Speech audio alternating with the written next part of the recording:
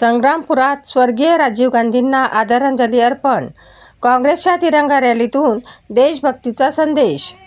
भारतीय सैन्याने भारत-पाकिस्तान युद्धादरम्यान बजावलेल्या उत्तम व यशस्वी कामगिरीबद्दल आणि भारताचे माजी पंतप्रधान राजीव गांधी यांच्या 21 मे स्मृतिदिनी तिरंगा यात्रेचे आयोजन संग्रामपूर येथे करण्यात आले होते. तिरंगा यात्रा संग्रामपूर बसस्टँड ते पंचायत समिती हुतात्मा स्तंभापर्यंत होती.